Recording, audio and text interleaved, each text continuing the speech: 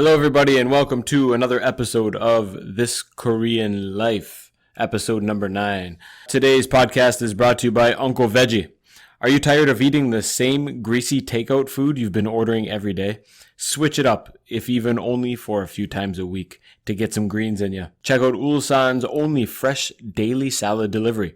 Uncle Veggie offers a variety of healthy salads delivered right to your door, or school, or office, or car, or if you're in the park enjoying a nice picnic, he'll bring it there too. All salads are made to order daily.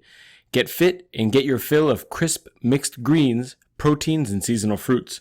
Most of us are one fried dumpling away from popping a button off of our shirts. Let's do ourselves a favor and clean up our diets a bit. You can visit Uncle Veggie on Instagram to see some of their delicious concoctions and to place an order via direct message. Or you can call 010-5669-3681 for more details. Go green with Uncle Veggie. One more time, that phone number is 010-5669-3681. This podcast is also brought to you by JJ's. JJ's is Ulsan's favorite expat hangout north of the river. Patrick and June serve up cold drinks and delicious pub food daily. Their famous poutine is the only one of its kind in Ulsan. Wednesday is burger night with resident chef Tony Rowell at the grill whipping up some tasty burgers. Now, guys and girls, enough with the fast food burgers. It's killing you. You know what's in those, right? 30% grade B meat, 70% elbows and tonkos. Do yourself a favor and get some fresh 100% ground beef burgers at JJ's every Wednesday. What else do you have going on Wednesday anyways? Huh? Hot shot? Nah. Anyways, visit JJ's on Facebook to find out more about their upcoming parties and events.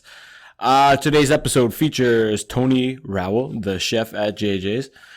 Tony's a British native who moved to Ulsan a few years ago to start a new chapter in his life. He's integrated well in the foreign community here. He is now helping run the Ulsan Foreigners Market and the top chef at JJ's, where he's cooking up the best specialty burgers in town.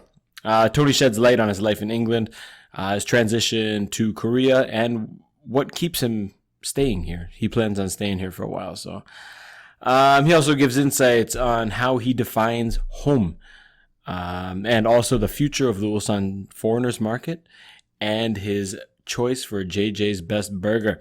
Give it a listen, guys. Lots of gems in here. Enjoy. You are now tuned into This Korean Life with your hosts Brian and Nate.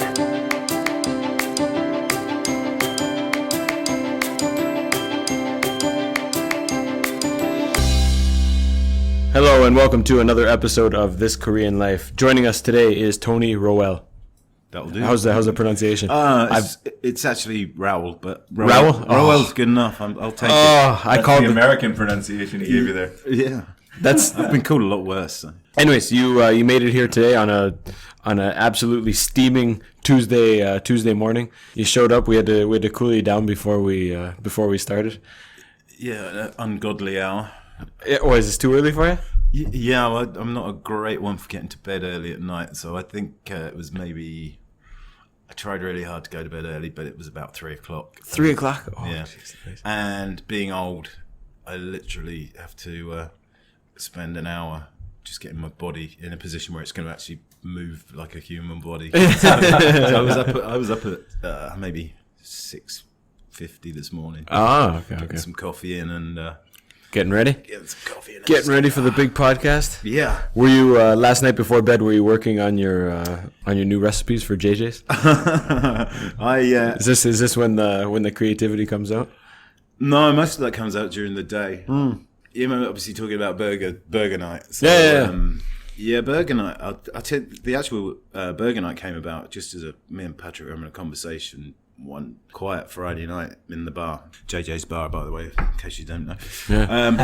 Get the plug in early. Get the plug in early. We'll that'll be on the ads earlier in the. But so yeah, it was a case of looking at the weekdays, and weekdays in bars over here pretty much are dead nights most of the time. Absolutely. So I said, what do you think we could do to get people in? And it's just like, let's do a burger night. You know, there's enough. I always thought wing nights, because at home that's what we get, you know, when we're young is wing night. I remember 10-cent wings at a couple of the places, and Smitty's was the best, and the casino always had 10-cent wings.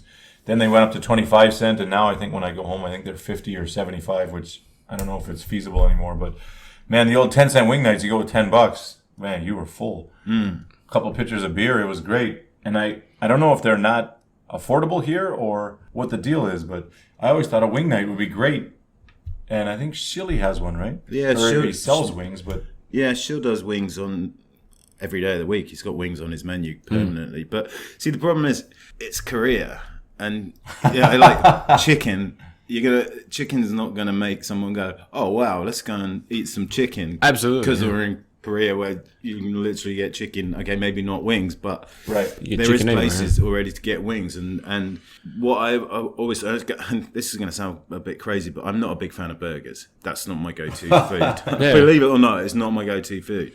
But if I'm gonna have a burger, I want a decent burger. And do you guys remember Toolbox in Songnam-dong? Yeah, absolutely. Well, that obviously closed, I think twice. There was 2 incarnations. Yeah, right, it did. But the burgers there were really good. And they used to regularly sell out of burgers, but not obviously enough to warrant running the burger place as a business. Because I think that's the problem with burger restaurants, which is why you see so many, let's call them gourmet burger restaurants that are popular for a while and then they go. In Korea, it's probably more feasible to have burgers as a part of a business, not its own entity. Yeah. I remember really criticizing one. There was one restaurant, Seuya. So it was, the whole restaurant was based on shrimp. And my thing was, you can't run a restaurant just on shrimp. You can't. But that's Korea. They do run it like that. They run it just on kamjatang. Oh, they run it just on noodles. They run it just on. And I mean, these guys sell one thing, and they make a fortune. The dejigukbap. Yeah, but I don't think Koreans have. I don't know if they distinguish between a gourmet burger and a McDonald's, but when they think burger, that's probably just one thing in their head, right? That's just one item in their head. I'm going for a burger. I'm going to McDonald's. I don't know if. I agree. The McDonald's burger would win out 9 times out of 10 just on practicality. I don't know if you can get one for $2 or $3. Why are you going to go pay 10? You know, you're hitting a totally different demographic, I think. Yeah, but that's what I'm saying. It wasn't a case of trying to compete with McDonald's because that's not what we do. The burgers are all, I hand make all the patties and everything, come up with recipes for what I want in the burger. And cool names. And cool names, yeah. Obviously, got to have the cool names.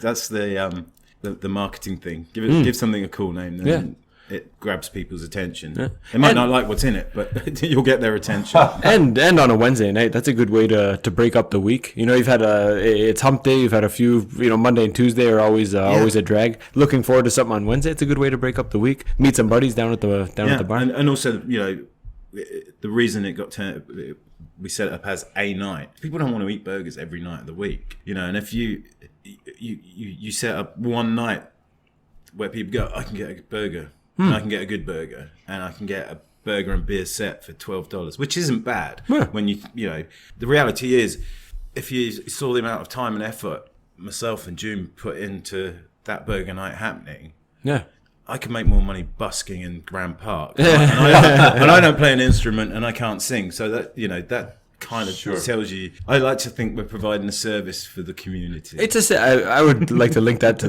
the foreign market too. You put a lot of effort into your. Yeah, no one's going to retire out of what they make at the foreign market. But you know what I mean. It's part of the community building thing. And without people like yourself and Kay who run the market, it wouldn't. Ulsan wouldn't be as special as it is. But I think going out for a quiet beer or something on a Wednesday night, that's a place. And if you get, like you say, the set and you get a burger and a beer and some good socialization time, then it's good. Yeah, I mean, and the reason for doing it, as I say, was a bit more than just providing a service. Let's be honest, because it's a business that's got to make money. But it's achieved what we wanted to achieve, which was get people out on a night of the week where you'd literally get no one. Yeah. They'd open the bar, or June would open the bar, and she'd be on her own until she closed the bar. Which is why a couple of the other local bars are only open like 3 days a week. Yeah, because they're so slow. It's not even worth paying the part-time guy to be there. during Right. those hours. Yeah. I haven't been able to get down. You know, we have kids and Oh, yeah, no. So we're busy, and it's not easy, especially on a Wednesday night. But how busy is it down there? Oh, wow. Hold your finger in the air and see which way the wind's blowing. And this is a bit of I say it's a problem. We can sometimes sell, I think the least burgers we've ever sold one night was 10. Okay. And the most was 30 something. No way. Yeah. I'm just curious because when I came, maybe it's I don't know what the ratio of Hagwon to public school teachers is, and maybe the fact that they start early in the morning plays a role. But when I started my first 2 or 3 years, we went bowling religiously every single Tuesday, and we'd eat dinner at 9 or 9:30 with copious amounts of alcohol, and then we'd go to the 7-Eleven and we'd mix our own, and we'd go bowling till 2 in the morning, and then we'd go back to Tombstone and we'd drink till 4 or 5 in the morning. But we could have groups of 10, 15, 20 people out. And we used to go to that meat restaurant every single Tuesday for years. And I just wonder, do the foreigners not get out so much now on the weeknights? Or are they just, there's so many other things and places to visit and do that they don't, I mean, there wasn't that many foreigners around back in 2004. So there was a good group of us that met, weekly. But that's the thing. I think with more foreigners, there's more groups. Maybe it's more segregated. And you guys, there was, even when I came, there was less than 100 teachers here that really hung out. And if you got a group of 20 together, everyone kind of felt as part of the group. But. Yeah, I think maybe even in the maybe 3 years I've been here permanently now, I've noticed that there's a lot more I'm going to call them splinter groups, but you see Fractions. a lot of groups of 2 or 3 that will always hang out together, but don't know, and they'll visit cafes and do the sort of things. Whereas when I first came over here, there was a big group of foreigners even then, and they all used to go to the same places. It would either be JJ's Bar, Seema, or Sticky's. Yeah. And if they had really lost the will to live, Thursday Party. That's kind of how that was. And I thought it was I was really impressed with the way the foreign community kind of gelled and helped each other out. And I think that seems to be changing to me. I think that whole thing, guys like yourselves have obviously got families to worry about. Hung up the jersey. There's a lot of people that were kind of key to that or have since left. The catalysts. And I think that's specific to teachers. But now, I mean, when I go out, teachers are the least people that I see. I see way more students and factory workers, and there's still the handful of engineers around. But man, is there a lot of students? And I don't mean undergraduate. I mean researchers, PhDs, masters. Maybe mid-20s or late 20s. But I see a ton of international teachers in town, or international students in town, and not so many Western foreign teachers, not anywhere near what it used to be. And I think that's the demographic has changed so much in the last 5 years. Yeah, it's just, the teachers are the ones that are out there or were out there. Is that the main group that goes? Is that the main pull from JJ's? Are you getting teachers? Or? It's mixed. We tend to get. We made it was a decision to open at 6 o'clock in the evening was purely aimed at the EPIC teachers. Okay. Because they don't want to, at 8 o'clock at night, the EPIC teachers have done their day. Ready to pack it down and get ready for the next one. Yeah, and then we kind of get, people will come in at 6. So you get the EPIC teachers coming in at 6. Sometimes 10, sometimes 2. Who knows? Just there's no thing. And then kind of goes a bit quiet between 8 and 9:30, and then of course you get the Hogwan mob come out and at 10, the mob, and they're into the burgers and beers at that point. Nice. Were you? Where did you start cooking? I remember even before you started Burger Night, you were providing food services, I guess, for the market. You sold your pastonis. Your pastonis. Yeah, the Tony pastonis. You were selling those. Where did you get into cooking? Is this just a passion you have, or was that a previous job? Or well, cooking was mainly. I've always been interested ever since I don't know, 16, I've always been interested in food. Cool.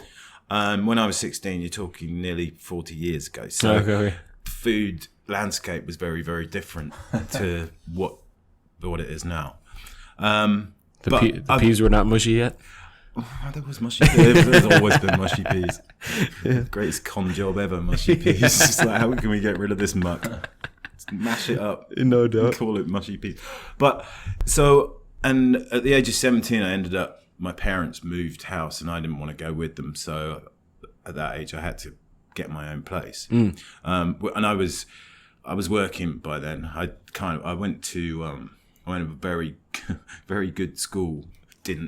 I had a great time at school. It wasn't their idea of what you were supposed to be at school for. So me and school kind of fell out when I was 16. Yeah. So I went to college, like a technical college. Okay. Yeah. Nothing to do with Vocational. Yeah, nothing to do. It was construction technology course that I went on.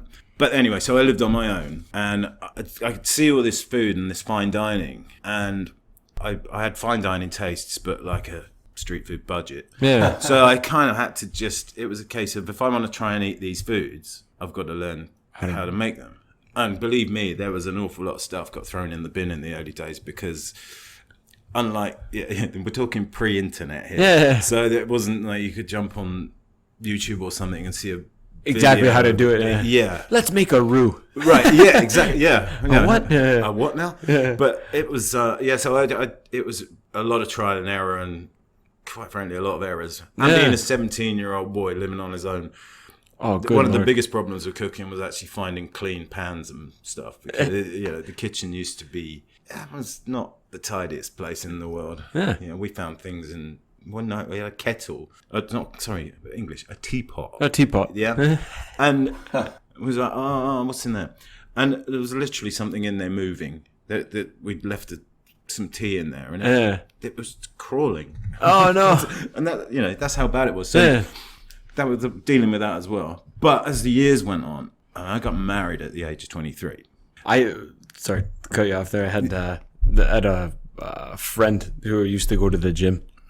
He was 23 years old, and there was I think there's maybe a 35-year-old man, and the 23-year-old said, "Hey, I'm getting married." The older guy said, "Why are you getting married?" He goes, "Oh, I really love my wife. I'm ready to go."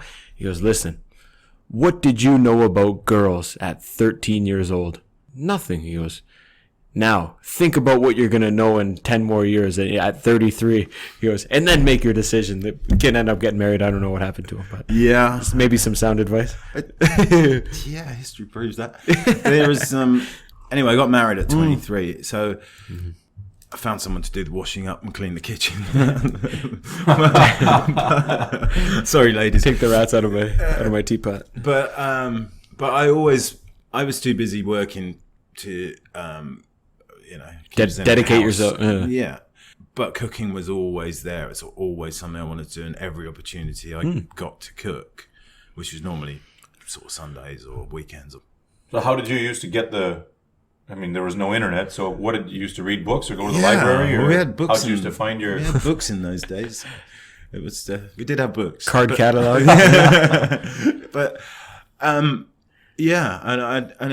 it actually, there was quite a lot of cooking programs on TV back in the UK in those days. Again, My Nonna used to have her own cooking show. really? Yeah. Nice. Is that for real? For real, 100%. Was she before or after Pasquale's Kitchen? Pasquale's Kitchen. You know Pasquale's Kitchen? Never heard of it. Oh, but dude, we've got a hilarious. comedian. It's just sorry to say, but there's a comedian in the UK called Joe Pasquale, and I'm really hoping it's nothing to do with him. No. Because that's the most annoying. The person in three world. big ones when I was young was Pasquale's Kitchen. Yeah. There was an Asian guy, and it was called Wok with Yan, but WWOK. Yeah. And every time he had a different. He had a different apron on with a wok joke, like walk with me, talk with me, something like this. And then there was the urban chef who just was a disaster guy, just threw stuff everywhere. It was really dirty. Okay. Bearded fella. But No, Nonna passed away 5 years ago when Gina was born, so she was 100. So this would have probably been way before any of the shows you've ever seen. Yeah, sound probably. Good Lord. What was it, like a local TV station? What? Yeah, Thunder Bay had her own cooking show. Jeez. I don't know all the details. It was in the. I mean, it was ages and ages ago, but I probably can get them if you want. I was going to say you probably find it on YouTube somewhere. Yeah, you can find anything on YouTube. I'll link it to the podcast if I find it. Nate's known at Thunder Bay. Yeah, Check it out. So it was just a passion that I had to fulfill. And coming over here, I then had the time. You know, my best friend used to spend quite a lot of time cooking whenever we could together, and it was we'd just always make crazy things and buy fresh produce and everything, and cook. When I came over here, it gave me kind of a freedom, and then there was a different set of problems that obviously finding ingredients stuff, over here is a challenge, but that's kind of quite an interesting challenge, and certainly. Apparently, it's a lot better now than it was 5 years ago. Absolutely, yeah. Do you predominantly stick to British or European food, or do you kind of venture out and? Do you have any Korean dishes you cook now? No, and my friends back home say, "Oh, so you cooking Korean food?" It's like, well, no. What's the point? You can get good Korean food for next to nothing everywhere. About 100 places within 2 minutes walk from where I live. Why am I going to spend time learning that? If I was going back to do something foodie in the UK or somewhere else in Europe, I guess I'd learn to cook Korean dishes because that's something you can take and use. But cooking Korean food in Korea, why? Yeah, it's just there's no point. Absolutely, and everything Korean food wise, just when I've looked at it, it just seems like if you're not making a 10-gallon bucket full of it, it's kind of a waste. Very labor intensive. Yeah, and it's not cost effective. Yep. You have to buy so many ingredients. Yep. Like I say, when you can get really good stuff for $3 down the road. I couldn't agree more when you say that cooking is, you almost feel free when you're doing it. When you ask an older Korean guy, they view the cooking as a very laborious, this is difficult, I don't want to do it, I'm tired from work.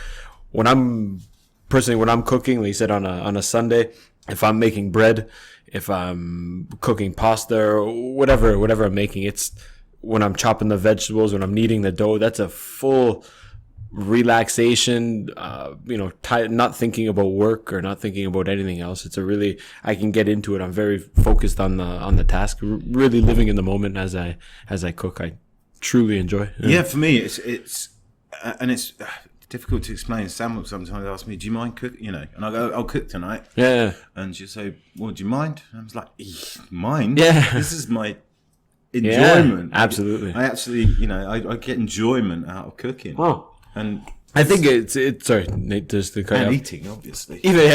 But just seeing something from from start to finish. You're looking at the raw vegetables. You're creating something that you can consume. Just seeing that, from start to finish within an hour or so. Even I get pleasure. It sounds stupid, but out of doing the dishes, here's the task. You clean the dishes, boom, and now it's done. You get some satisfaction and fulfillment from. I haven't from reached that stage yet, but I do them a lot. But it's all about perspective. Yeah. Not my favorite. I prefer the cooking and eating, but I probably cook about 80% of the food in my place, which is very unconventional for a Korean family, where the woman cooks probably, I would say, more than 90% in most cases. But even I find here, lots of the young kids don't know how to cook. The middle school, the high school kids, egg fry, ramyeon, and maybe bokkeumbap or something. But man, I remember being young and, we could make sure that we cooked something we wanted because, dad wasn't the first one home and going to make something we didn't want. We could get on it first and make something we really enjoyed. I'm not saying, dad made some good goulashes and stuff, but yeah, we learned from a young age watching, Nona and mom, and we all loved cooking, I think. My brothers both cook a lot. My sisters cook. And we do really enjoy it, but very, very foreign concept in Korea here for the men to be and enjoy cooking. It was something that struck me when I first came over here. Certainly around Europe and definitely the UK, you go to most sort of restaurants, however big, small they are, you normally find the chef is a bloke. It's a guy who's a chef. And over here, it was the opposite. It was women that were always the chef.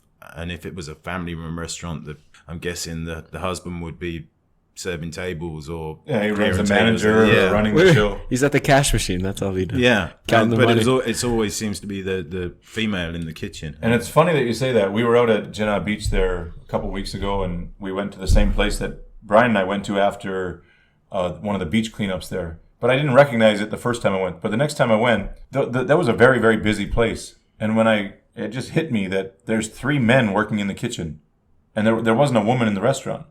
I mean, there was 3 men cooking, doing the cash, taking orders, everything. And I remember thinking, wow, this is really odd. I've never seen 3 guys work so hard in the kitchen before, because it just wasn't.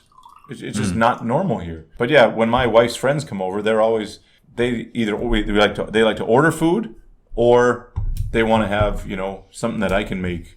And they think it's like Outback or something, like it's going to a foreign restaurant, because I'll make some food that they would get there, chicken parma or some kind of pasta or whatever. But they're always surprised, and they go, "Does he always cook, or does he always clean up? And he makes dessert." And they're always shocked, and then they give their husbands the nudge, and the husbands don't like it. But it creates a problem, right? Like you guys say, you enjoy it. I love it, and I love cooking for other people, as long as it's not every day. But yeah, if it was every other weekend having people over and cooking, I love it. But it creates major problems when the wives are nudging their husband, saying, "Come on, see, you can do like this." And they say, "Well, that's not fun to go there because my wife hates me after that." Yeah, and you become the instant and they might think guy. Why did you do that? That you're showing off, but it's not. I really do enjoy cooking, so it does create some problems. When Tony was young, when you get the very young baby, we made a transition from Saturday nights going to the bar, and we would invite people. I think there was a span of 3 or 4 months where every Saturday we had someone come over, and it's the same feeling. Creating something, enjoying a meal together. It's one of life's little pleasures, man. It's nice. Yeah, and it's, I don't know whether it's gone out of fashion or it's coming back, but you don't see it enough. I mean, I know it's an old cliche, but families just don't seem to sit down and have that one meal a week. When I was growing up, Sunday nights, there was always, every Sunday, whatever happened, we would sit down as a family and eat a meal. Us too. That was non-negotiable. Yeah, that was it. Yeah, you there was no parcel, away from that. If you were in the country, you were there. I grew up with I was actually quite into my 20s when I found out that my mum used to do this dish, and I was never sure about it. But and she'd just tell me it was chicken, because you'll eat chicken. It kind of looked like chicken, because you're not eating liver and onions. But it was also, I love liver and onions. Yeah, it's good. But and it was always was tough, even at that sort of young age. I knew that this chicken tasted tough, and I was.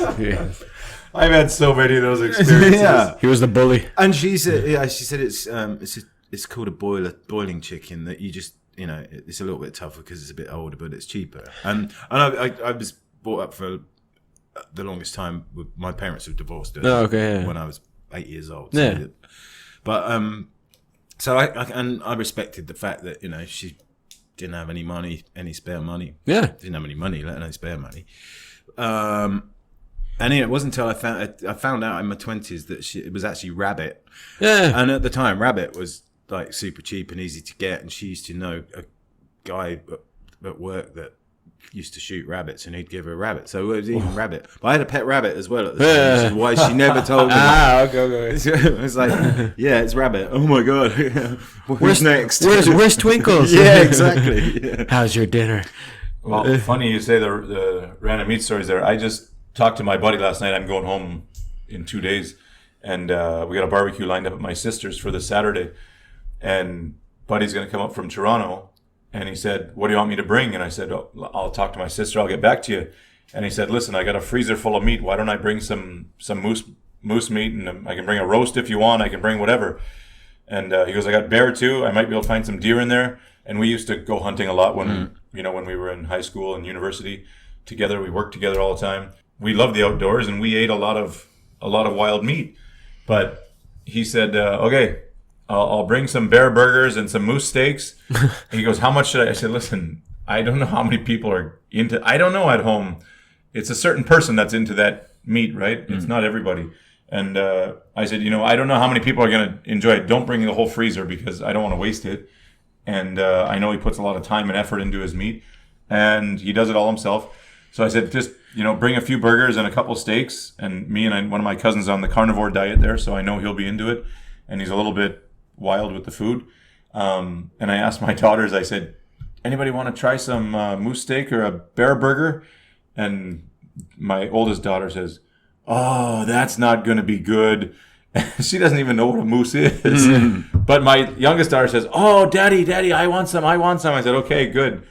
And I hope that I can tell them it's a beef burger and they're going to try it. And, they trick me here with the dog soup and, with half the things I eat here, they tell me it's something different. So hopefully my daughters will get an experience there with a bear burger or a moose steak when we go back. Is bear gamey meat? Like when you, I don't like just, if I eat deer, I don't like just a deer steak, or I like honey garlic deer sausage or something like this. What about when you're when you're eating bear? What is a? I think that's everybody. To me, I think I can usually tell all of those. Like you say, you just know it's not. It's not beef or it's not pork, so it's something different. You might not know what it is, but it's different. But I think the rest is down to the sauces and the spices and stuff. I mean, meat. You can kind of cover up anything, right? Yeah, meat in its kind of purest form is going to pretty much taste of whatever that piece of meat eats when it's alive. The taste of meat is governed by what their diet is when they're alive. Okay. Once you start putting sauces on it, it becomes, the sauce. Yeah. Because he likes the honey garlic deer sausage, but that's like me liking the chocolate covered caramel grasshoppers in Thailand.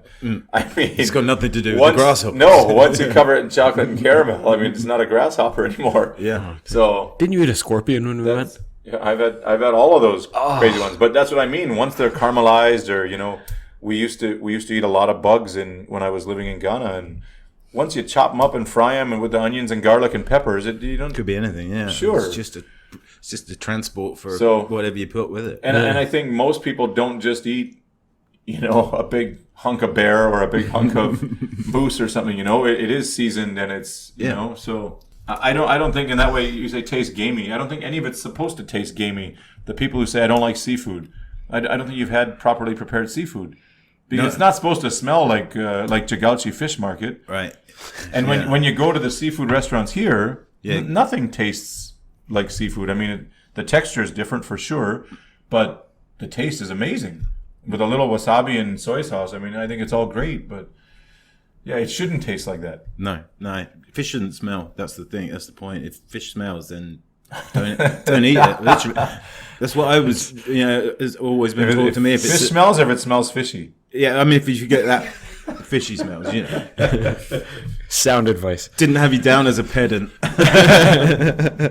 Anyways, JJ's has the burger night tomorrow. If you could recommend if you could choose your personal favorite burger. My personal favorite burger has only been on the menu once, and it was an Italian. It was I made the patties with using spices and stuff that I would put in a bolognese sauce. Okay. Or most of them, because some of them you just can't get over here. But it's pretty much a patty based, like as if it was a bolognese sauce. Stuff that patty with Parmesan cheese, and then put on top some more Parmesan cheese, and with like a really good tomato sauce on it. And that, for me, was my favourite burger. Awesome. The most popular burger is that customers paid for and liked. It's a close one between the one we called the Shroom, which was heavily mushroom based, although it wasn't a veggie one. And I guess the Mexican and the Texan, I think, are the two. Cool. I'm curious, what do you make of let's say the classic American hamburger? Is that something and I don't mean fast food. I mean, your bacon, lettuce, tomato, onions. Do you enjoy that, or do you prefer something with a little twist? I don't. As I said, you said you don't like burgers. Well, it's not I don't like burgers. I just don't eat. Like, I never eat a burger on burger night. I'd never cook burgers for myself. I'll occasionally go out and have a burger. I'll eat at McDonald's and just hate myself for 10 days afterwards. But I don't think there's anything wrong with a basic burger. I mean, we do JJ's Classic, which is just, it's a burger patty, it's tomatoes, it's onions, it's cheese, and it's bacon. You know, you kind of basic, standard fare burger. Yeah, what's not to like about it? Absolutely. I love them. I'm not gonna lie. Yeah. But I also do now enjoy the creativity, and you know, YouTube has inspired a ton of different kinds of cooks and chefs and lots of different unique fusion foods. And I love when they mix kimchi in, or they make the kimchi galbi burger, or any of that fusion stuff. I really enjoy to get, you know, some different flavors. But it's just not what you expect. Yeah. So I enjoy that. When I coming up with the burger choices for burger night, it's my process is, what do I like to eat? You know, what meals do I like to eat? And then it's, can I somehow make that into a cohesive burger? Yeah. Because there's no point in just taking a load of things and throwing them inside a bun with a beef patty, because it's got to work together. Yeah. You know, I sound like a right food snob now, but you put. So I wouldn't put kimchi in a burger just to make it go, oh look, it's fusion. It's a kimchi, yeah. It's got to be gotta in there go for a for reason. sure, yeah. It's got to work with what it is. But again, do people really want a kimchi burger in Korea? Probably not. No. I would almost guarantee if I made some kind of kimchi burger, it's not going to be a sale. Listen, make one. And we'll release this episode in 2 months and see how it does. But what are the ones? Anyone wants me to make a kimchi burger, just let me know. What's the ones that took off at home? The kimchi fish tacos, or The something? kimchi or taco, yeah. Kimchi tacos. Yeah. And I mean, they're absolutely insane. I understand it, because kimchi is just such a big deal in Europe, because it's seen as a health food and Recently, right? Yeah, but what, you know, that's there. Like, you wouldn't set up a bolognese restaurant in Milan, Yeah. because literally everyone knows how to make it. They're going to make it at home. Yeah. So again, you know, for me, that's why kimchi. Why what people really want kimchi in a burger? Speaking of strange things on burgers, what I found strange, you mentioned Toolbox earlier. Yeah. When I went there, the fried egg on top of the burger. Yeah. I think it goes good, but I never thought about putting a fried egg on my Is burger. that a British thing? But I know No, I it's think very it's popular in Australia. Australia? Yeah. Yeah. We do. I did a burger called the Brunch, and that's got fried egg in it. Oh, okay. But it's like it's again, it's what I would eat 11 o'clock on a Sunday morning. Yeah. After a good night on the beer. Cool. In my brunch, which is breakfast, lunch Yeah. time. You know, you got meat, eggs, bacon, Yeah. mushrooms, Everything. fried egg, and let's put a hollandaise sauce on it as well, just because. No maple syrup. Weirdos. We say that kimchi is getting big in Europe. I mean, I just saw last week or 2 weeks ago they opened that Puma One plant in the States, the kimchi factory. Because, and I think 4,000 or 5,000 supermarkets, 2 different chains. I don't know if it was Basic Foods or somebody else, but anyway, Walmart and somebody else, Basic Foods, I think. But anyways, 5,000 stores will be selling fresh kimchi in the United States now. So. And the fact you said kimchi factory just breaks my heart a little bit, because, you know, I know the amount of people that want to eat food in the world. It's always going to end up being industrialized. But that, to me, is, I just, oh God, what's that going to be like? Can you imagine But it does, some Korean grandma going over there and trying that, and they'd just be like, oh, what is this? well, that's like my Nona coming here and trying pasta buono spaghetti for $4 covered in ketchup. Yeah. I mean, and that's what they think is really good pasta. And then, you know, when they go to Italy on tour and they have real pasta and they go, this isn't good because it's not what you've eaten for 10 years in Korea. Yeah. As, you know, what you think is pasta. So. Well, to be honest with you, back in the UK, the first time I had fresh pasta, I wasn't keen on it. I was like, I'm not sure I really see the point of this. But then, you know, you get used to it, and now I make my own pasta. I was just going to ask, do you make your own? Yeah. Basically, what? Egg yolks and flour? Yeah, straight up. Do you have to use semolina flour, or do you just use the regular? No, I just use the regular bread flour.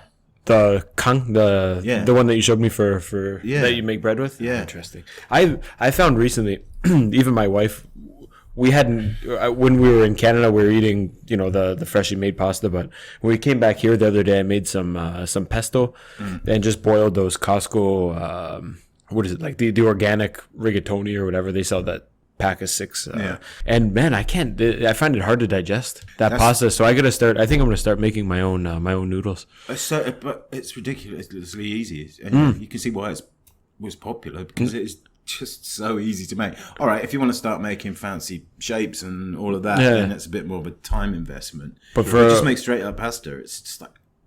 You have the little crank Sam machine bought there. me a pasta roller for Good investment on her my part. birthday. Yeah. I think it was. Yeah, That's sorry, like Sam, if you're listening, but I think you did that on purpose. it's like Homer buying a bowling ball for his wife Yeah. on her birthday. Nice, very good, very good. So, anyways, you're now you're in Korea. When did you get here? I think 3 years ago. Was that your first time? No, 3 years ago. I'll tell you the story. All right. I won't. I'll give you a diluted version of the story. Okay. In 2014, my marriage kind of fizzled out. 28 years. I mean, My parents made it 27. yeah, You got one on them. I went. Yeah. Lots of different reasons, and we're kind of not friends anymore, but we don't really hate each other. No. And back then, I used to listen to a lot of podcasts. Through a mutual friend of a friend, I listened to a podcast that Sam was doing. I just really liked her voice, and so I, had my people contact her people and sent one of my PR guys over to. No, that's that's absolute nonsense. So I did the usual thing and tagged her in a post on Facebook, because that's what you do these days, apparently. Yeah. Anyway, we kind of got talking and a few messages. That went on for, I don't know, maybe 2 months. Started Skyping each other. And I was going on a trip to Europe. Coming out the back of this marriage, I just wanted some Freedom. some time away. Yeah. So I decided I was going to go and... I had a van, which I turned into a makeshift camper van. Ooh. Thought I'm just going to head off to Europe for however long. Living the dream. Yeah, well, it seemed like that. Yeah. But actually... And as time went on, we had more and more in contact. And then, so that was July, August, September 2015. And I just, off the cuff, said to her, I'm doing this trip. You can come if you want. Okay. Because she's in Korea and I'm in England. So, yeah, of course that's going to work. Yeah. And anyway, she said, all right. So I was like, oh, okay. Wasn't the answer I was expecting. But hey, let's find out. If you're going to get to know someone, spending a month driving around Europe I think that was Nate's... What is, I think you Americans call is basically a minivan that was, it wasn't a big RV or anything. This was my work van that... You can learn lots from a person by traveling, right? Well, we went, France. We spent some time in the UK, France, Italy, Austria. Kind of did this big loop through Europe. Cool. Where is she from? She's, oddly enough... She is from England, and she used to live, and I didn't know her, but she used to live probably about 15 miles from where I was living. Wow. Yeah. So we're kind of from the same area. Cool. But we spent, as I say, a month cooped up in this van, traveling thousands of miles. Always good to have an announcement. Yeah, what is that? I think it's a North Korea. Yeah, I was going to say. North Korea's invading the Because announcement. my Korean is so bad. I sit and I hear the announcements at our apartment block. I'm like, should I go somewhere? That started the other day with the typhoon, and then they've been announcing that it's really hot. We should stay inside with the aircon on. Good But pull. you remember when in our old places over there when the garbage truck used to drive up and down the garbage truck would drive up and down the street with really loud blasting speakers, just announcing. I don't know what they were saying, but I thought it was North Korea. The first time I woke up, hungover on a Sunday, just like, what is that? Or the man picking up computers and computer, electronics. I had her this morning, the tomato lady. Oh, in Oakdale, she's brutal. Eh? That lady's the time. terrible. Tomato, eh? Just screaming at 7:30 in the morning. Yeah. Terrible. Anyway, sorry, Tony. It's all right. Yeah. Anyway, we cut a long story short. We spent a month in a van. We had not one crossword or argument in that whole time, and we had some situations where you would end up ripping each other's throat out. normally. Where's my wallet, Sam? Well, I don't see it. Oh, here it is. Yeah. Can you throw your shoes and socks out of the van, please? Because they're just choking me. They're even drowning out the smell of this lovely French brie. So we had a really good time. It was really sad when it was over, and she came to the UK for a month, took a month off work. And it was kind of then that sort of, we both realised, okay. So I came across to Korea the first time in November 2015 for just 3 weeks. Okay. To visit her? Yeah. Okay. Yeah, and I was still working at that point. Yeah. Back, I was working at my business back in that time. At that time. Yeah. And apart from being completely shocked of what I found in Korea, because my preconceptions of Korea, Probably the same as ours. well, my knowledge, I feel really bad now, but my knowledge of Korea was based on, you remember the TV series called MASH? MASH? Oh, yeah. Right, so that was my vision of Korea. Just, I don't know why. I really don't know why, but it was just that stupid foreigner mentality. And I arrived, and apart from the airport, I thought, wow, this is a really smart airport in Incheon. Yeah. And then got to the city and was just kind of a bit blown away by it. This is really something modern. Yeah. And I lived in the countryside mainly. I didn't come from the city, and I don't like London. I'm not a city guy at all. I like countryside. Yeah. I used to live in the Cotswolds. If you know, the Cotswolds in England is like just such a beautiful area. Yeah. So I wasn't really into cities, but what I found here is it's just a crazy city that you've got so much going on here. There's mountains, there's great parks, there's rivers. You can go to 3 different pretty good beaches. All within 30-minute drive. Right. Yeah. And you've got all the main, things you would expect in a city. Yeah. And I kind of fell in love with the place a little bit. Yeah. Because it was just so different to anything I'd experienced. Yeah. Yeah, and the transport system, because obviously I don't drive over here because I can't, because my visa doesn't allow it. Yeah. Or you can't drive on a... My UK license, I need to get an international driving permit for it to be. Okay. Yeah, but the point of it is, I don't need to. Public transport in the fantastic. UK. One of the best places I've ever seen here. Yeah, public transport in the UK sucks. Yeah. Same in Canada. And And expensive. Inexpensive. Yeah, Sure. exactly. So I've got my bus pass thing, and $1 will bring you bus anywhere app. in the city. Yeah. Right, exactly.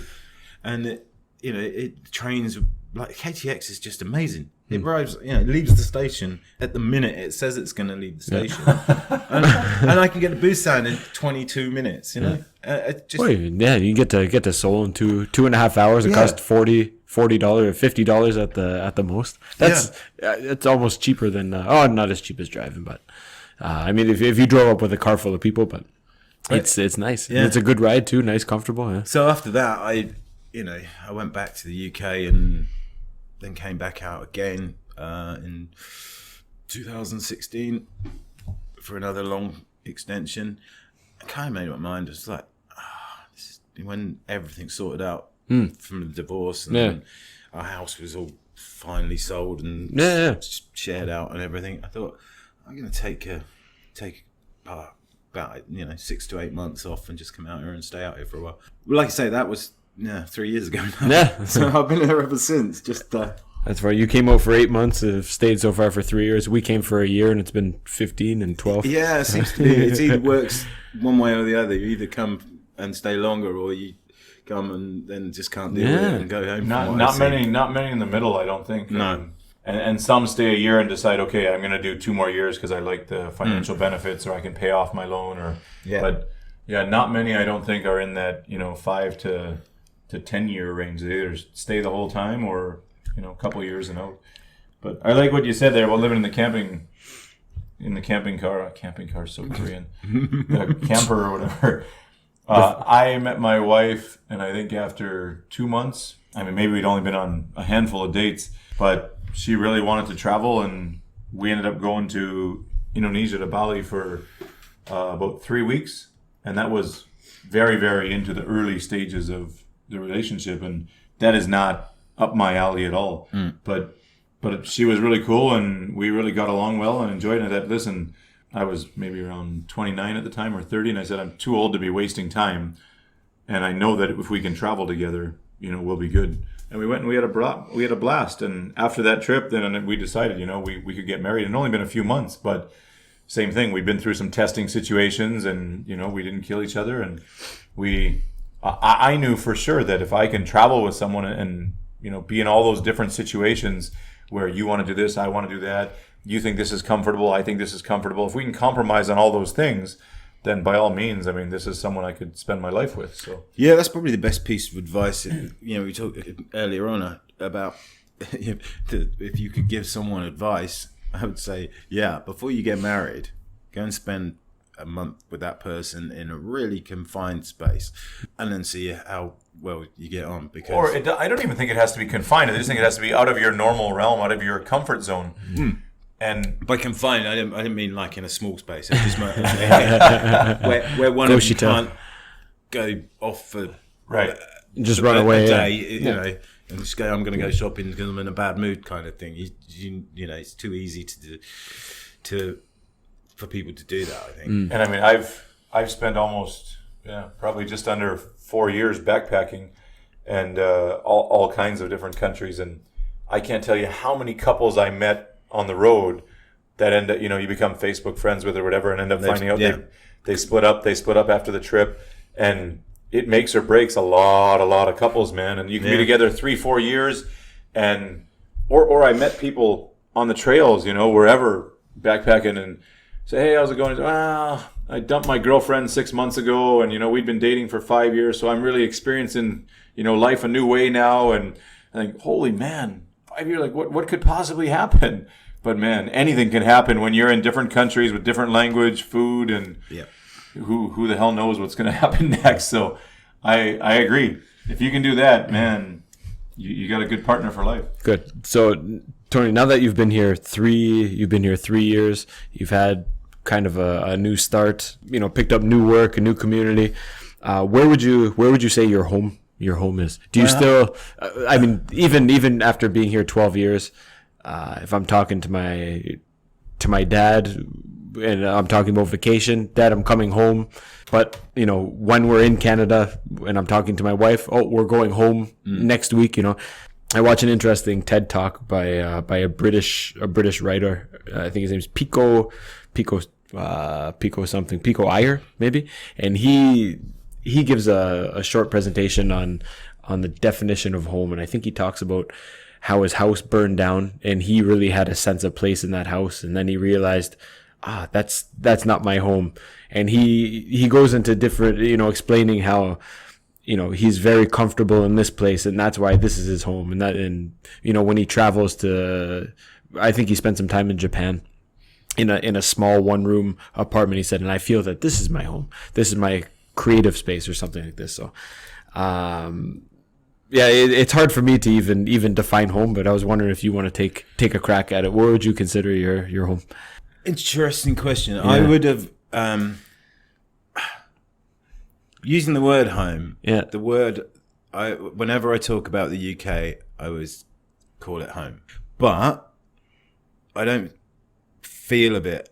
That's not even proper English. It doesn't feel like I miss it from that point of view, because I think a home is wherever your life's at one point and you're comfortable. Okay. Geographically speaking, I've spent 52 years living in the UK. So that naturally is always going to be home. It'll have a special place in your heart. My parents are still alive, and they live there. My sister is my only other sibling that lives in the UK. My brother moved to China, I don't know, 10, 11 years ago. My oldest son lives in Canada.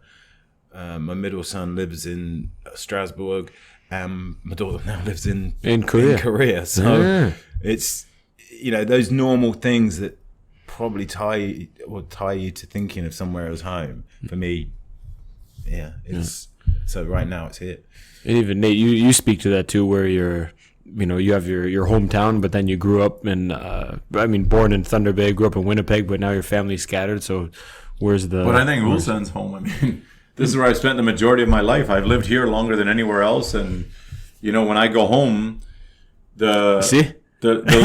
I go home, but the lady at the bakery knows me better than some of my friends and my aunts and our family friends, because they've seen me from 23 to 39. I mean, they've seen me actually grow up, but I mean, in my adult life. So is home where you're born, or where you're, like you said, where you're comfortable? I think as a word, so many nuances, home, right? Yeah. There's home, the word home, and then the feeling home, Yeah. and I think those two are totally different things. That's what I was trying to say. Is just home. If I say it as a word, is the UK, but it's not where As a feeling, yeah. It's not where. And when the not where I want to Koreans be. when the Koreans say, "When are you going home?" and I say, "Well, Yeah, this is my home. When am I going to my birth country or my birth city or to see my family? That's whenever I can get there." But home, I mean, I'm a permanent resident here. I have family. I have roots. I have in-laws. I work on the farm. I'm connected to Korea. I'm not just, and if she didn't have a big family or a strong family, maybe we would move somewhere else. But yeah, I'm very well rooted here, and I don't. This is my home for now. Have you ever thought about a third country? Always. Yeah, Always.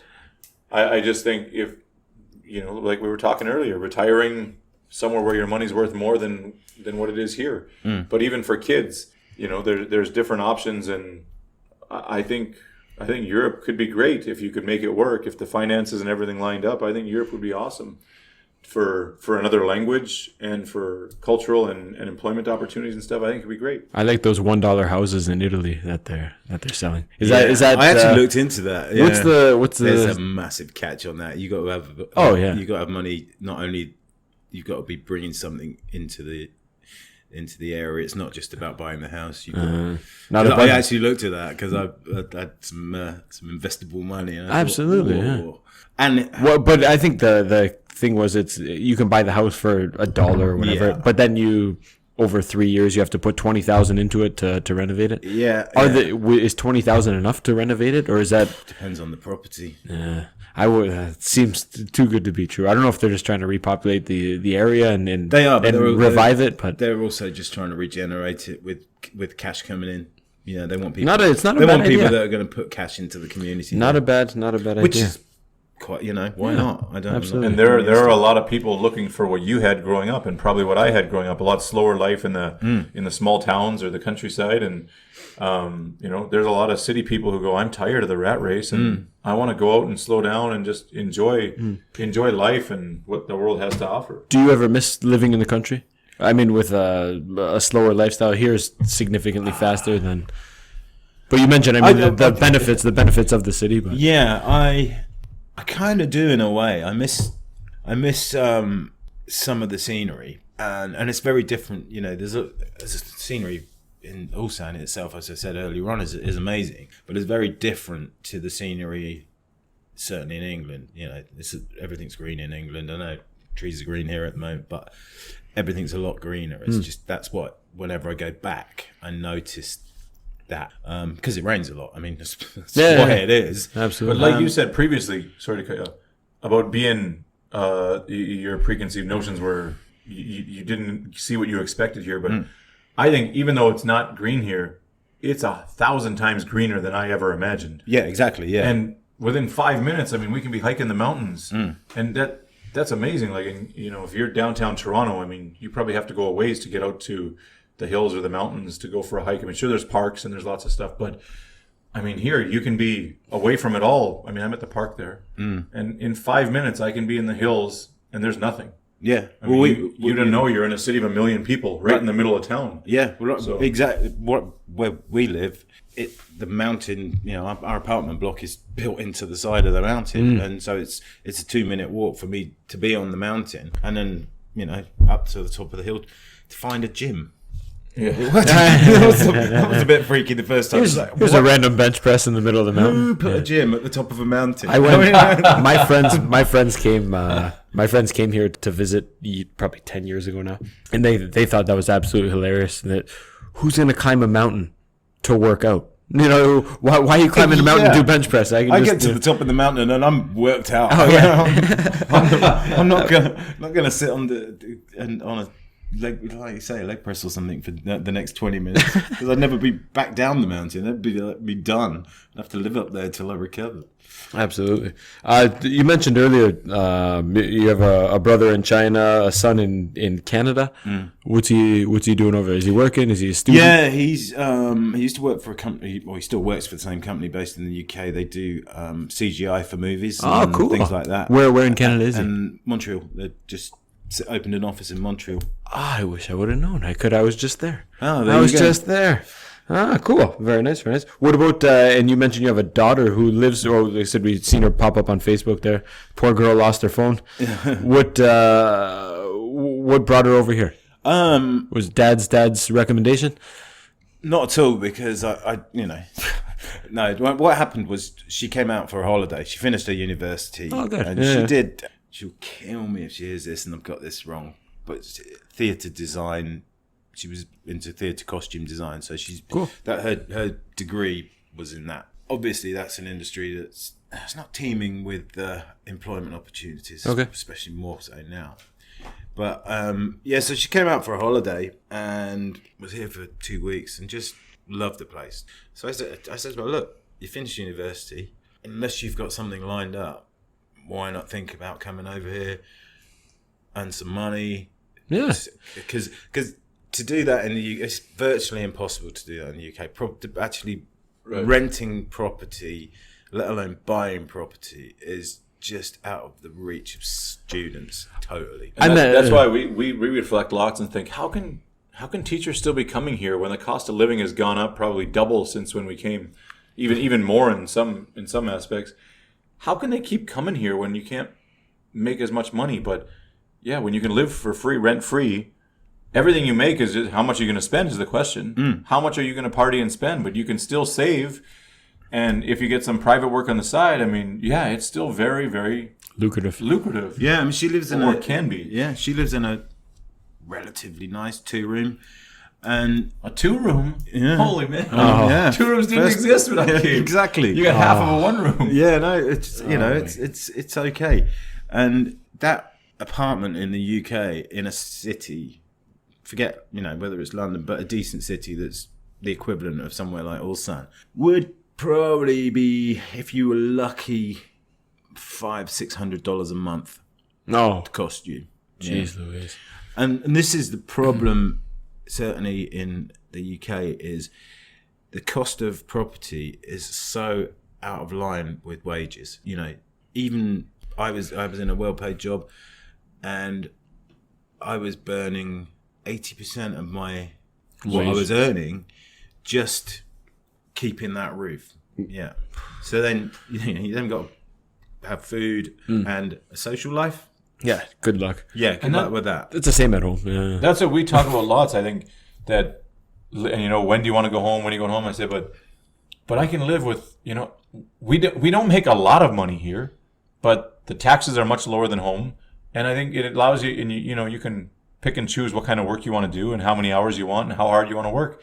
But I think it allows for a lot of financial freedom that you just don't, I find people don't have at home. And that assumed life of debt, or that you're going to live in debt from your first house, that's $200,000-$400,000 that you don't have until the end. I mean, it's just an ongoing trying to stay afloat, where here I think, it allows you to have a great social life, and you can eat out, and you can, eating out is affordable, and it's just much, much more affordable here. It seems, for me. I'm not necessarily saying for the Koreans, because they complain that it's, everything's expensive. They don't have enough money. But if you subscribe to the ideals that I need a new pair of shoes, a new shirt, and the best car, Louis Vuitton toilet paper. They're very materialistic. With if the you designer subscribe to brands that. and their cars and things like that. And I'm sure you could make it work at home too. It's just maybe a little, absolutely you can.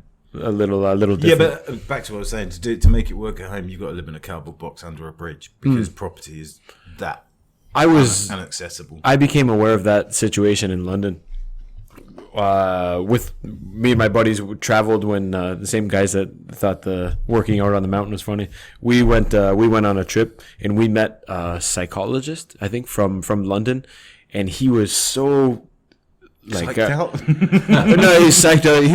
He was talking to us. He goes, "Man, I'm a doctor." He goes, "I make huge money. I cannot afford to buy my own house in London." Right. He goes, this is a problem. This Yeah. is a problem. But Yeah. what can you do? The Ulsan Foreigners Market, is this still a thing? Do we It gotta, is still a thing. do we gotta crack the whip and get you and Kate back in business? Yeah. See, I really loved the foreigners market. Yeah. It was something that when I went to the first time I came over and I was just visiting. Yeah. And I thought, this is such a great idea. And I still think it's such a great idea. Again, I make enough money to pay for my cigarettes and alcohol for that day. It's Yeah. literally what happens. Yeah. I probably cover my bar tab because it's held in a bar. No. I'm in a bar. I'm going to be drinking. Sorry. doubt, That's what I do. Do you know how? Oh, sorry, keep going. Yeah. Yeah, and so I usually sell out, and this is this was something that I found really good. Was I making food is great. I love making food. Inventing something, which that pastone was just an invention. Fantastic. But to then sell it to people is great. But to sell it to people who then come back the next time they want, because they want some and they're happy to pay for it again. And out of cooking, that is the biggest compliment I could ever get. Yeah, people can tell me, "Oh, this is really good," and people to tell you that aren't paying for it.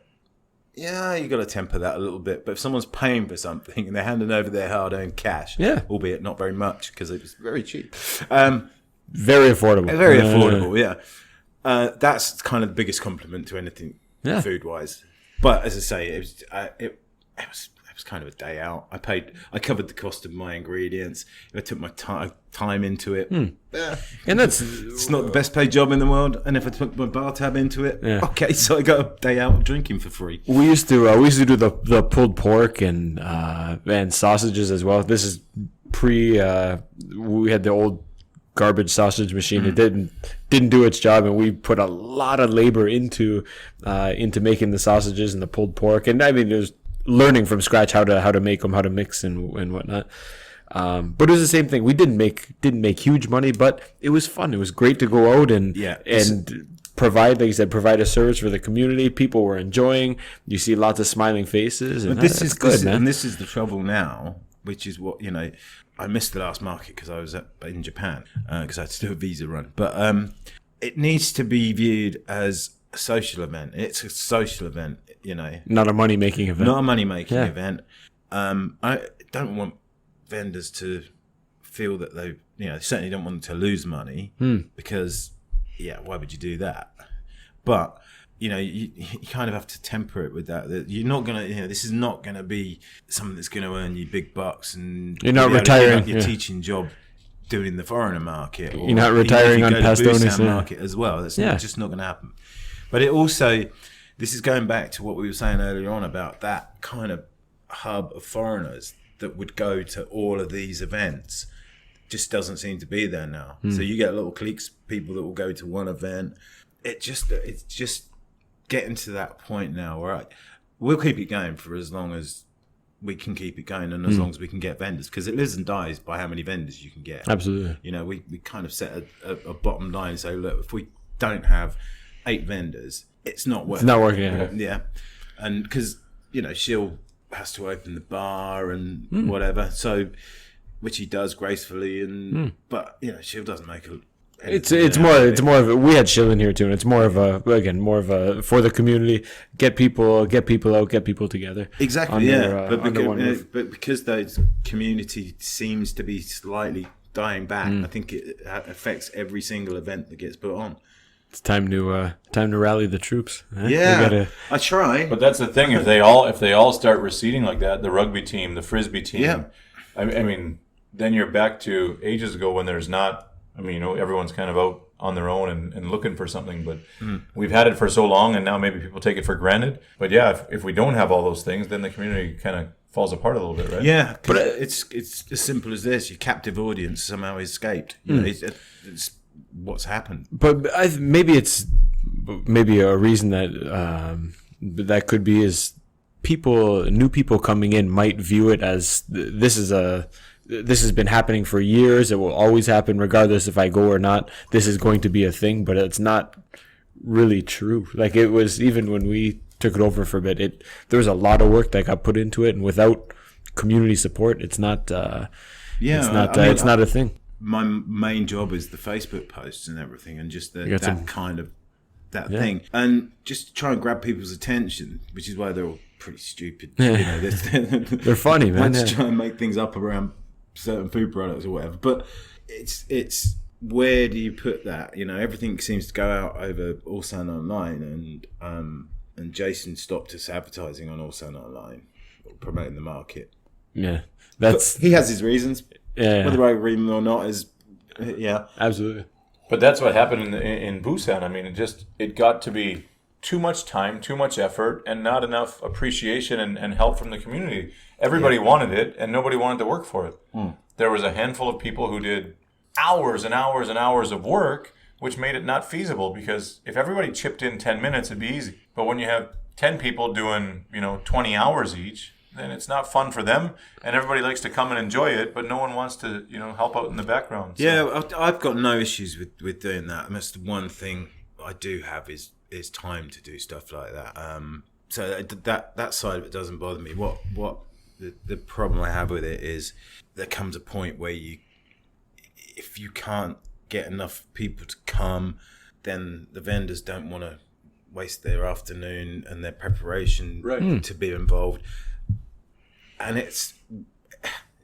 I think ultimately it's either going to carry on and get better and survive, or it'll be a toss up between whether the vendors crash out before who drops out first. Right. And it's a real shame, despite I've only been involved with it for the last 3 years, 2.5 years or whatever. When Harry Bush started it, what's going to be 7 years ago, maybe close to 7 years ago. Just the idea of it, I went, "Oh, this is awesome!" And he would make his pies, and he had give me the sausage machine. But that was such a wonderful idea. And when it first opened, again, there was a bigger group of foreigners. There were a lot more people out in the shipyard, a lot more engineers. Yeah, and it was a really happening place. It was a good place to go on. I think it was still once a month, but a really nice place, and I hope we can continue. It's not going to be. Maybe I'll jump back in with the pulled pork. Well, maybe maybe you should. It's not. It won't be for the lack of trying. Yeah. It will be the last one, sort of.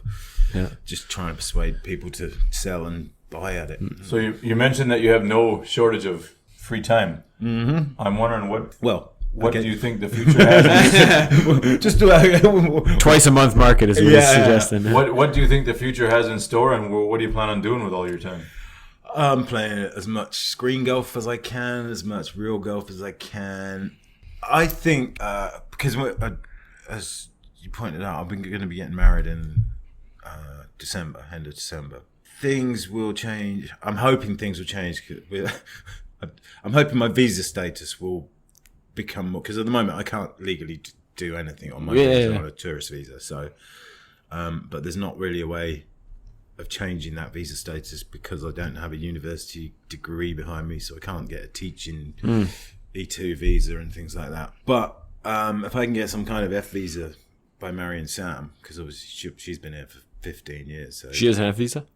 She has an F visa? No, she's still on an E2. Oh, okay. You can get a spousal visa. Yeah, spousal visa. Yeah. I got you. Yeah, okay. Hopefully that will open at least legalize some of the things I do. Cool. But the reality is, if I can get by with my limited work commitments as they are, which is a little bit of subbing every now and again for a few people that I know that go on holiday. My 1 day a week job that isn't a job that I obviously just go there and do for free, and they a bit of cooking every now and again. As I say, burger night just not going to pay for my lifestyle. But saves it. It helps. Yeah. And the Sunday dinner thing that we do once a month at JJ's as well. Yeah. That's, I'm curious. Tell me a little bit about. Did you golf lots at home? And if so, compare some of the similarities and differences. I mean, the Korean women especially are very popular on tour for the last 5-10 years. The men a little bit slower maybe, but also coming up. Yeah, let's be honest. The Korean women golfers are going to get way more screen time than the Korean men. Oh, for sure. Yeah. But what about some of the similarities and comparisons, and a little bit about the screen golf? What do you enjoy? Okay, about it? golf in the UK, screen golf doesn't exist. I think there's one screen golf place in the UK. Is that because there's a lot of golf courses? Because it's much easier to play proper golf. That's what it's and like a lot in Canada, cheaper. Yeah. There's every city is probably surrounded by. Is there no market for it though? I always Screen golf? Yeah. No, because people it's. But in the winter. Yeah, I know, it's crazy. After isn't it? hours? It's crazy. Yeah. But there's lots of reasons why I've always thought, why didn't this take off in the UK? You can't bring your own soju. Well, maybe. They'd have to have a liquor license, But which then again, increases. but the other problem with it is what we were talking about: property costs. Yeah. Residential costs are one thing. Business costs over there for premises are just so high. So you'd find they'd have to be charging maybe $30 for 18 holes of screen golf to make it cost effective for the business, and even then, That's standard at home, I think. I think it's $30 or $40 for the premium room or whatnot per person per 18 round. right, exactly. round. Whereas you can go and play on a golf course. Okay, it's outside for $8-10. So Really? yeah, we got municipal courses that you Yeah, can. so do we. And they've gotten cheaper because there's a lot less people playing golf now. But $8, wow. Well, you can.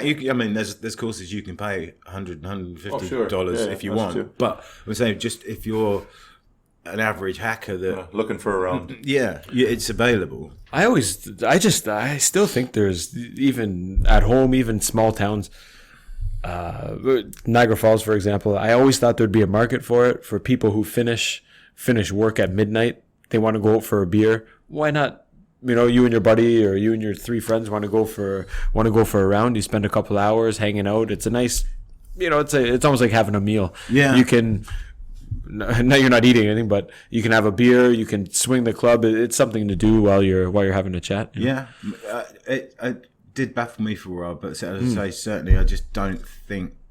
Well, there obviously isn't The culture. The culture's not if there. the market was there, it would have been. Yeah. You can bet your life Golf Zone, who run virtually the whole scene over here, Yeah. would have done a market study on different countries to Yeah. go, should we, should we push into that country and start Yeah. franchising out there? No doubt. And it hasn't happened. Sorry. What now that you're semi-retired, you said you spend your time on cooking, on doing the market, golfing. What do you find is your most rewarding of all of your endeavors? It depends. Obviously, spending time with Sam's number 1. Number 2. Well, that goes without saying, obviously. Yeah. Cooking has probably Brought you the most been happiness. the best in return for my investment, not financially, but Yeah, satisfaction. just headspace Yeah. kind of return. I love playing screen golf. Screen golf is great. I'm unfortunately I'm not allowed to play for a month because I've got a compressed disc in my back, which Oh no. I've been having treatment for. So I've had to take a month off. Fortunately, it's come at a time where I'm away out the country for 1 week and I'm teaching for a week as well. So there's a 2-week Beautiful. where I wouldn't have been able to play anyway. Beautiful. But Do you? screen golf, I play probably three or 4 times a week, Okay. and I just love it. It's just a great game. You like the actual the sport of it. You like the atmosphere. You like the camaraderie with your friends. All of the above, I think. Yeah? I mean, we go and play actual golf. We've started making a habit of going to play real golf once a month. Nice. But playing real golf over here is just so expensive. Yeah. It's ridiculously expensive. Is it as rushed as I'm led to believe? Or it's You guys are mid-afternoon or something, though, no? No, we go normally. We've played like super early first tee in the morning at sort of 6:50 Okay, and okay. 4:30 in the afternoon. it's because that's purely down to cost. Those are the cheaper tee times. And also in this weather, you don't want to be on a golf course at lunchtime because you're going to die. Good God, yeah. But Just swim to the next first hole. course we played was quite rushed, and the caddy was pushing us, and I really like that very much because I don't think golf is not a game you want to be rushed. Especially if you're used to screen golf where you can take as do much whatever you time. want, right? Or even just playing, a round of golf back in the UK, you would expect to be on the golf course for 4 hours on an average course. They seem to want to get people around in 3 hours because the more people they can get through. Supercharged. Even a weekday in the morning? Is that when all the ladies are golfing? But we've actually found a course that they're not as pushy on it. There's one down actually near Jinha, and it's it's quite cheap. Say quite cheap. It's about I think last time $140 for 18 holes. That's a cheap course? Yeah. Jeez. But that includes your caddy and your golf cart, which you have to have. It's not optional over here. No, I just literally had this conversation yesterday with with a guy that I exercise with, and he was saying he golfs at a place where the caddy's not, or the cart's not required. He There's walks. was one near Gyeongju. Yeah, which is But that's also considered a Mickey Mouse course. that's okay. that's the I think it thing, only has yeah. 9 holes. You play it Yeah, twice. it's a 2-9. Oh, It's okay. a Okay. walking course. It's kind of a beginner's. It's almost like a par 3 kind of. Yeah. what we Okay, call okay. a par 3 course, which is fine. Yeah, that's totally all right. But playing the one thing is the golf courses are spectacularly good. They are really good. Yeah.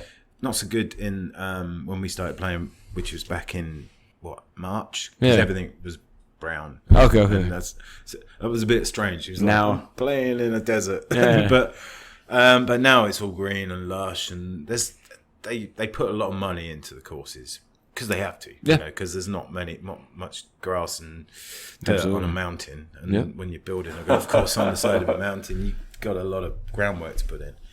But it's good. Once a month, I can live with that. It's expensive, but as I'm saying, they don't push you quite as hard at the one out in Jinha as they and the one.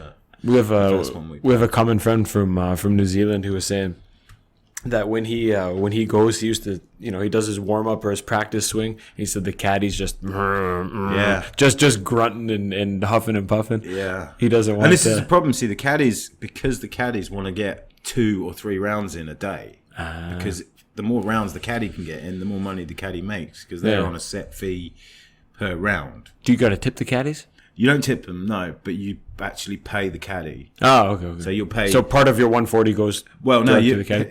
it's you pay at the front desk for the round and the cart hire, Yeah. and then you give the caddy cash at the end of the round. And I'm sure it's legit and everything. Yeah. and it's a set fee. It's not. Okay. And I'm sure if you wanted to give the caddy An extra $10 an extra even. $10, although Korean tipping culture, they that Strange, might not go isn't down it? so well. Yeah. But so that's how it works. Awesome. And, you get as good caddies and bad caddies, but literally they want to get as many. Are they rounds making in. suggestions on what Yeah. what club to use? And Oh yeah, the proper. all the time. Yeah, Oh, okay. Not necessarily what club, but they'll tell you the distance of the shot. So they'll say, "Yeah, you're 180," which because my Korean is terrible and most caddies' English is not. I had some interesting times where they'd tell me what they thought was 120 and they'd say 180, and I'd be like thinking, "Ooh, that's 180." Look, Write that down, but please. you're the caddy. So I'd play Blast it into for the ocean. 180, and I'd be like, "Oh, I'm that lake the other side of the green because I just hit 160." Good, but No doubt. yeah, it's still enjoyable. Do you think you'll end up not retired, but do you think you'll end up here for a long time? Yeah. Or eventually, do you plan on moving can't- back home or to Europe? Or I can't see anything in the near future that's going to make me need or want to move out.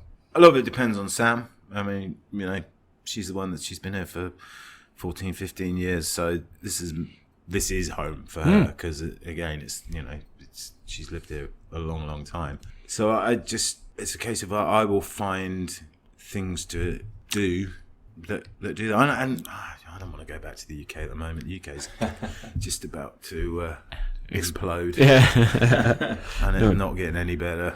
No doubt. No doubt. Not getting into that politics. No doubt. We'll save that for the next.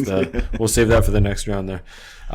Anyways, Dude, we want to thank you very much for coming out. You shed a lot of light on how wonderful our city is. You give big props to JJ's and the foreigner market.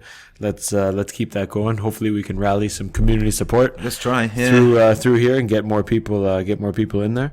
Anything else? Nope. Thanks a lot for coming, man. You're welcome. Wicked. Enjoyed it. All right, we'll talk to you soon. Thanks for listening, everyone. Goodbye.